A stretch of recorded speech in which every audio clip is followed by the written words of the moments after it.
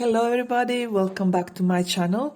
This video was requested on Facebook for me to showcase Luke Bau's standalone maze generator for Windows.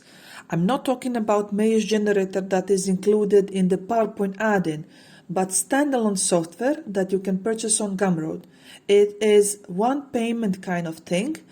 And keep in mind that with that one payment, you not only get the maze generator of today, but all the future upgrades and updates are included with no extra cost. On the right, you see the first original version of maze generator, and on the left is what we have today. You can clearly see how much it was improved and all the features added, all for the same price point. Now, unlike Puzzle Generator and Mega PowerPoint add-in that occasionally have bugs and Luke issues an update, I have been using Maze Generator from day one, and I have all the update versions, and all the updates he issued, they were never an update, they were actually an upgrade. So he added more features and options to the Maze Generator. And if you are wondering why I'm keeping all the versions, why I just don't delete the old ones, is because for this very reason, the previous versions are not faulty. They do not have bugs. They work perfectly fine. So when I had one version of the maze generator, I have all the settings to create country-shaped mazes. And I just keep it now, and now when I want to make country-shaped mazes, I just use that maze generator. Of course, you don't have to do that. This is just something I'm doing because I have multiple versions of fully functioning maze generators from the day one. Now, let's review what we have here. In the upper left corner, you have selection of algorithms. Now, if you want to know how each maze looks like, created with each of these algorithms, I have a link to the video below in the description that will explain to you about maze algorithms and how each algorithm generates the maze. But also I will give you completely free 3,400 mazes with their matching solution files, of course, and the name of the folder is the algorithm used to create the maze that is inside the folder. I created these mazes when I was testing this software, and I don't really have any use from them, but also I don't want to just delete them because it took me some time to create all of them because I have to make all the settings right. Now, the download link will be live for 8 hours after this video is live, and then I'm going to renew the link. If anyone wants to download them, just leave me comments down below.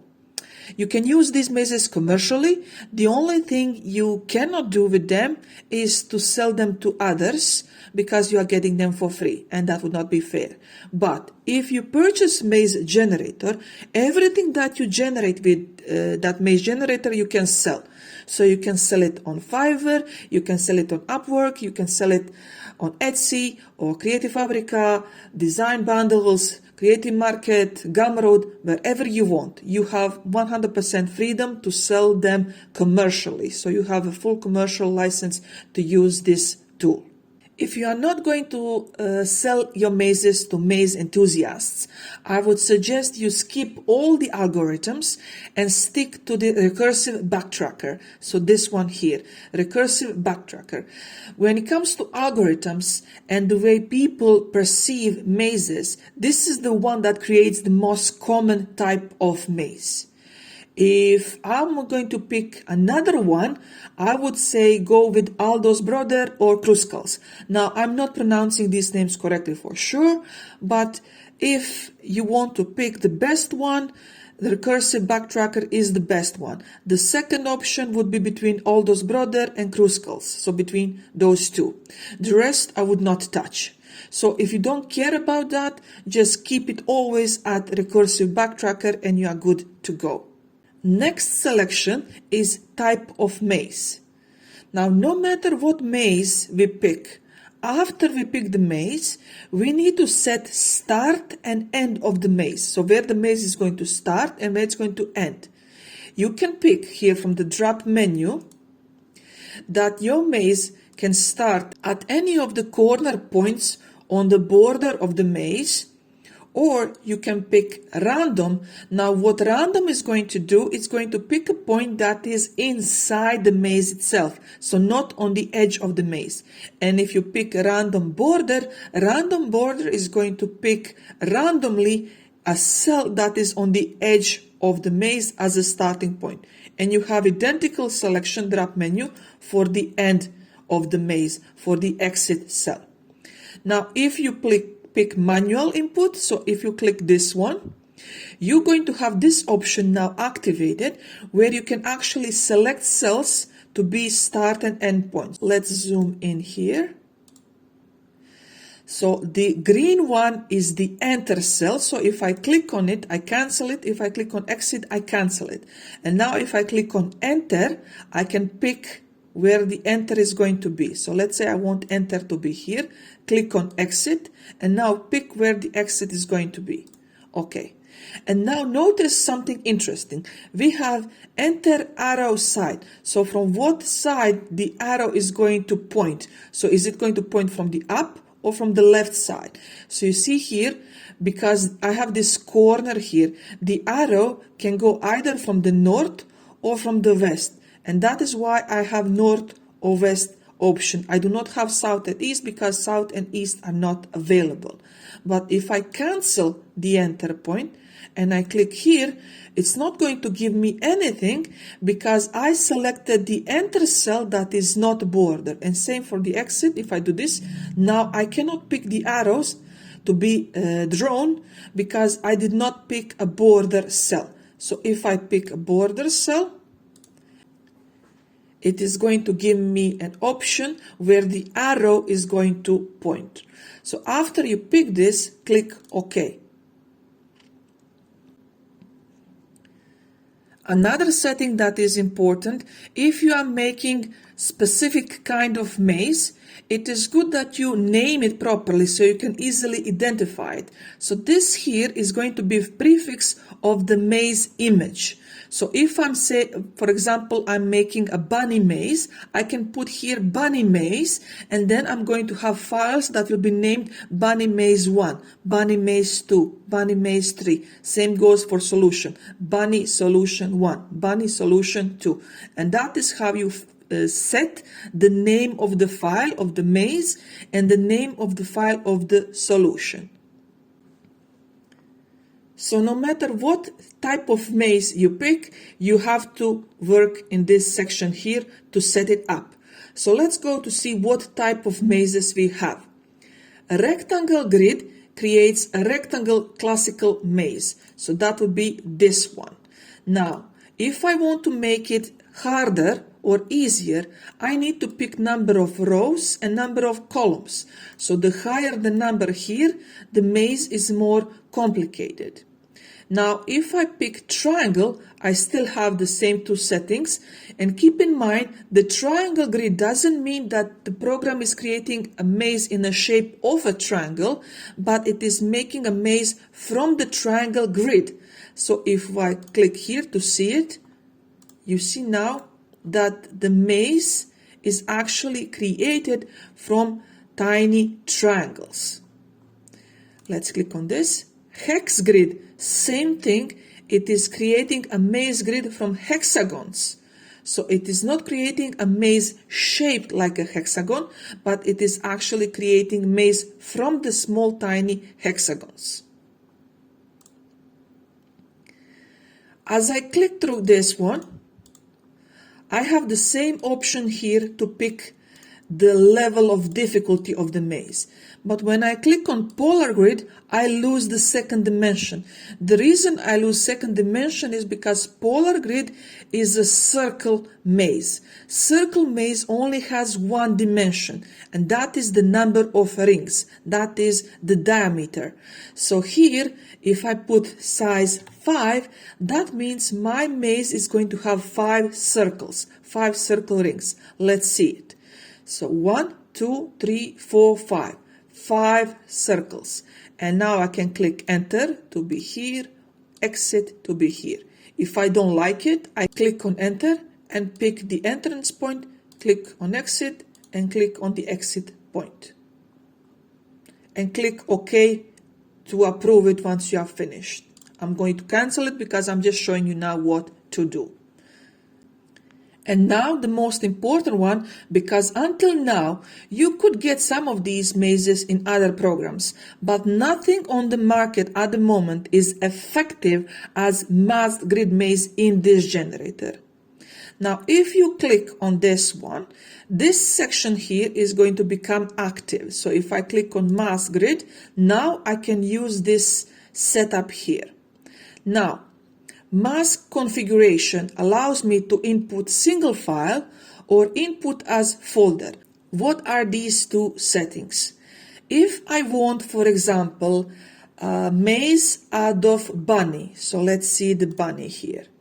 Let's zoom out so you can see the bunny. So this is the bunny image. So let's say I want to have, and I can also pick enter and exit point like this, so you see, very easy.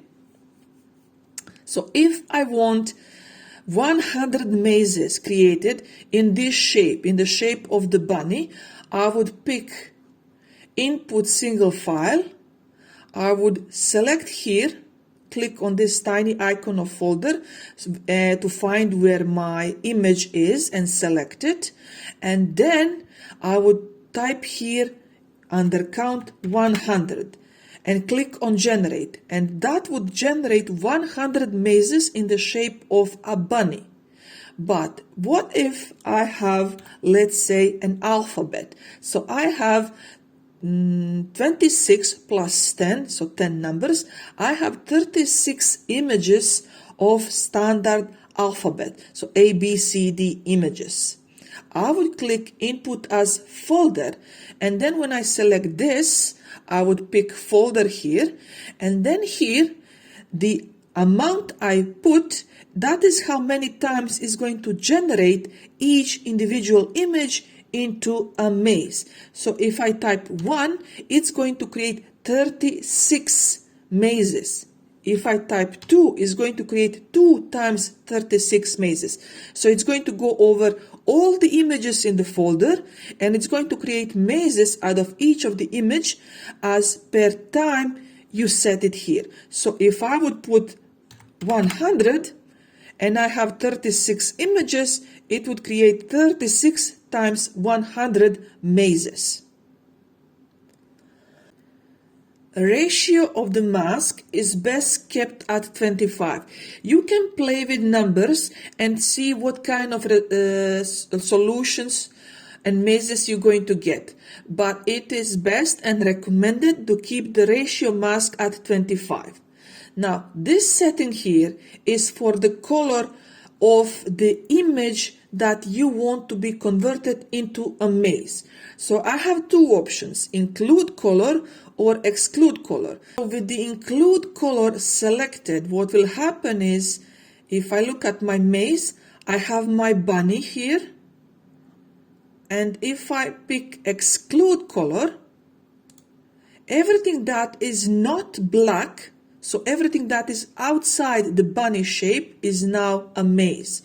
So these two functions here is everything that is black, it's going to be a maze. Everything that is not black, it's going to be a maze. And now probably going to ask, what if I have an image that is not black and white? What if it has a color? So let me pick one. So this is the image that has two colors. It has blue circle, and red rectangle. So if I click here, color pick, and if I pick blue, now everything that is blue is going to be used to create a maze. So let's click OK, and let's see what we'll get. You see now, this is the maze from the blue circle. Now, because the mask division is very high, I'm going to reduce it so you can actually see the ring. So that is how you pick the color that you want to be converted into your maze. Now, you see, this is not the maze, and everything around the circle is the maze. And that is because the option exclude color is activated. If I click include color, now everything that is in the color I picked, it's going to be a maze. You see this now. Here is where you pick the difficulty of the maze. So if this number is lower, the maze is more difficult.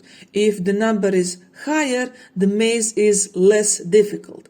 So I'm going to use bunny as an example.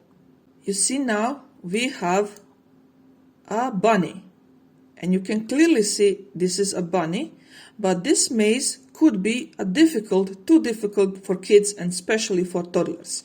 So that means we need to increase the mask divider. So let's go 150.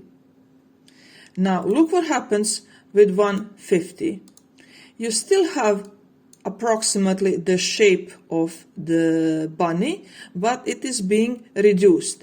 So that means if I go 200, the maze is going to be very easy, but I will lose the shape of the bunny. So that means for the easier mazes, you need to pick the proper images. You need to select the right images. For me, when I'm making mask mazes, my setting is 40 for the hardest maze and 200 for the easiest maze, and everything in between I do in increments of 20. But this is completely up to you. You need to play around to find the perfect settings. For masked maze, it is important that your image is connected so that you have two distinguished colors. One that will be used for the maze and one that will be left out. If you get error in solution path, that is probably because the image has empty spaces between color, like this sample here.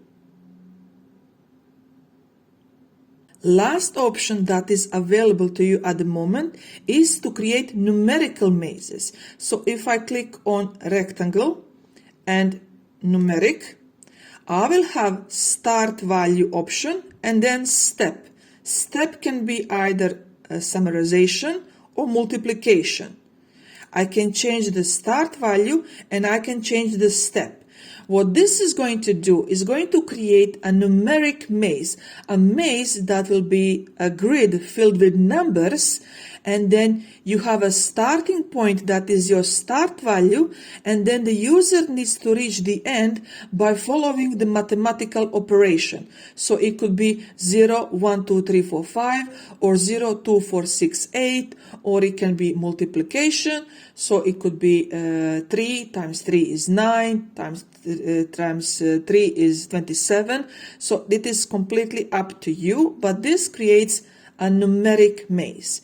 There are a couple of new features coming up very soon, and you're going to have that included in the next upgrade. So if you purchase the maze today, the upgrade that is going to happen soon, so the next upgrade of the maze generator, will be included for you in that price. You won't have to pay again for that next upgrade that is coming, and I already know it's going to be here.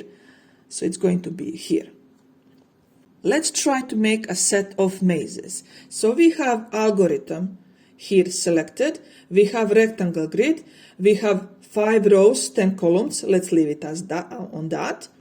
And now we're going to pick cells, and we can do it manually or we can do it randomly. So we can do it like this. Or we can cancel this out, and now it's going to pick a random cell. So in this case, each maze is going to have a different enter cell and different exit cell. If I click manual input, for every single maze, it's going to have the same enter and exit I set here. So if I set this and this as an enter and exit, all the mazes will have the same entrance and the same exit point. And click OK to accept. This is where you pick the color of the maze wall. So the maze wall. And this is where you pick the color of the maze solution. This setting here is important for resolution if you're going to export maze in PNG or JPG. So if you're going to export as a raster image, this needs to be 300 minimum for print quality. Pen width is how you want the thickness of the wall and the thickness of solution to be. Once again, you can play with numbers here. Usually I keep mine between 20 and 80, depending on the size of the maze. So I do not keep the same pen width if the maze is larger or smaller. So I change it between 20 and 80. If you want to have legend, you can do that, but in 9 out of 10 times or 9.9 out of 10 times, you don't need to use this at all. And now we have here draw arrow. So if we click on this, it's going to give us an option to pick an arrow, and we can change everything. We can change how long it's going to be. We can change how wide it's going to be. You can change how the tip is going to be. You can curve it upwards, downwards. So you can do all kinds of modifications to the arrow that it's going to be on the starting point. Reset to default, reset to default. You can pick the color of the arrow, and you can pick that the arrow has outline. So if I pick outline, it's going to have just the outline. And you can change the scale. The scale is how big the arrow is going to be compared to the maze itself. Okay, let's cancel that out. So if you select draw arrow, it's going to draw arrow at the beginning, at the end of the maze. If you leave it empty, then you're not going to have arrows. What are weight settings? So weight settings or obstacle settings is if you want to have obstacles inside the maze. So let's click on that. You're going to have this menu open up, and the images are from the folder that is included when you download the maze. You have these 4 images. You can put your own images into this folder, and they need to be in the rectangle shape, so square, and they need to be SVG files. So only SVG files are accepted. So let's put this bath, for example, here. It doesn't matter because we can shuffle them later. Let's put this one here. Let's put this one. Click on it and then just drag it wherever you want. And then this one here. And now save. And now when the maze is generated, it's going to include those obstacles.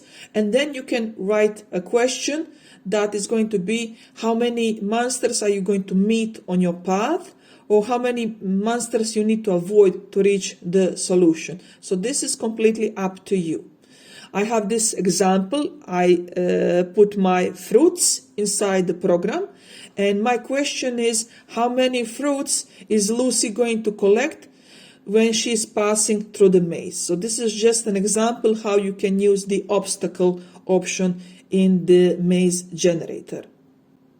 When it comes to export configuration, the only 2 that are important are PNG and SVG. So if you prefer working with PNG, pick PNG. If you prefer to work with SVG files, use SVG. I always use SVG file because I'm just going to show you an example.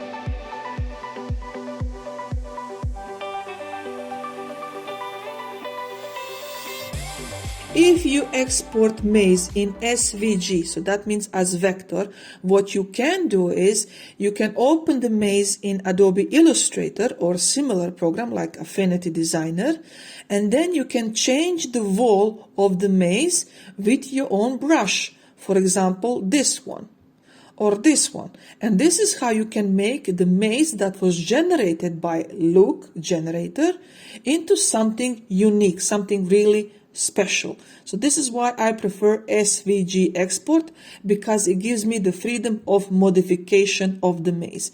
You can use this stored function to create all kinds of mazes. This is only possible with SVG file. It's not possible with PNG.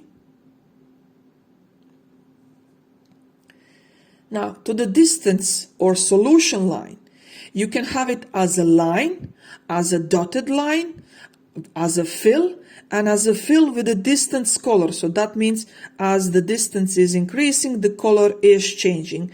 I never use anything except line. You can also play around with these settings and see which one is the best for you.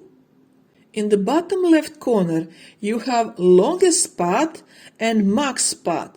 Now, how are these two different? Now, max path is what you can pick to have the longest path if you have manual input cells. So max path is going to work with the manual input cells. If you pick longest path only works with random cells. So you need to deactivate the manual input for the longest path to work.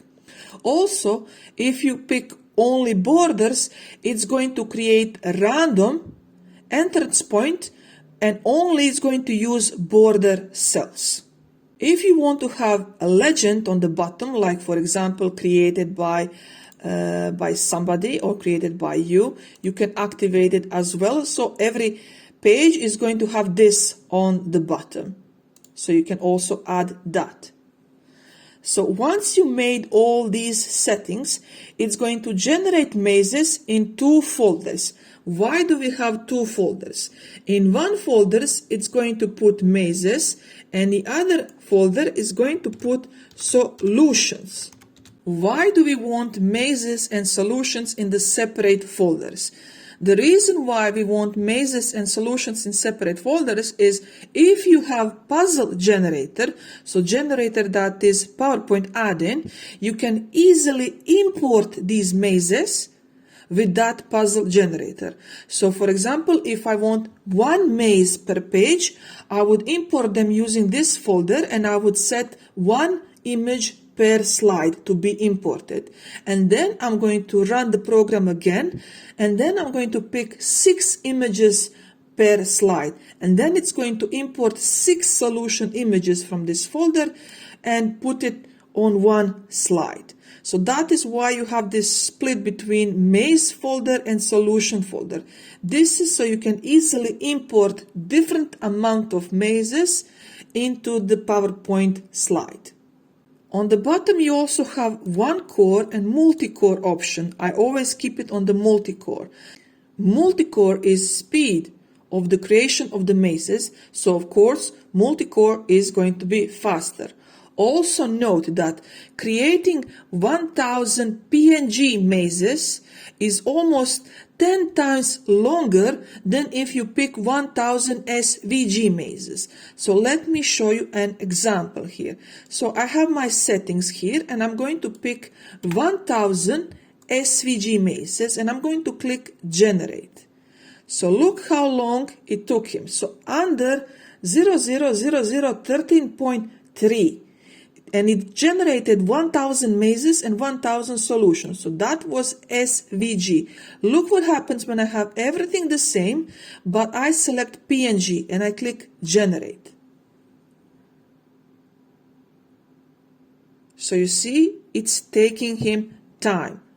So if you prefer PNG and if you want to make a lot of mazes, you need to be ready to wait because it takes him longer to create PNG mazes than SVG files. Okay. I'm just going to let it finish so just you can see the difference. So it was 000013, I believe. And this one is 0004, so 4.5. So SVG files, 1000 mazes, were generated in 0.13 seconds, while PNG is in 4 and 23. So 000423. So PNG takes longer to create, so keep that in mind. Now let's talk about errors. What if the maze solution looks weird? If the maze solution looks weird, you need to go back and check where are your start and end points. Are they set correctly? And is your photo, if you are using mass grid, is the photo connected? So there's no blanks, spaces between the black spots in the image itself. Now, if the mask is not giving you any output, try changing the include color and auto color settings. If you can't find the location of the mazes, check this path where the output folder is. So click on this and copy this into your Windows Explorer, and it will lead you to that folder where he exported the mazes. The best way to learn is to play with the settings and find out what works best. The important thing to note is that the generator is not making the mazes wrong. The mazes are 100% correct. If you look at the maze and it looks wrong, that is only because the enter and exit cell are maybe not set correctly, or the image is not set correctly. If you have any questions, if something is left unclear, let me know down below in the comments. Now, from Friday to Monday, this weekend that it's coming, this maze generator, together with everything else Luke has for KDP, so to make printables for Etsy, Creative Fabrica, Creative Market, Design Bundles, Fiverr, Gumroad, infinite options, it will be on sale. So maze generator I just showcased here is going for £35. So this is maze generator on sale, on a discounted sale. That is around $60. And I know Luke has a major update coming where new maze option is going to be added to the software. So if you buy it now, when that upgrade goes live, you will get it free of charge. So now is the best time to get it. Everyone, I hope you liked the video. Stay safe and I'll see you in the comments.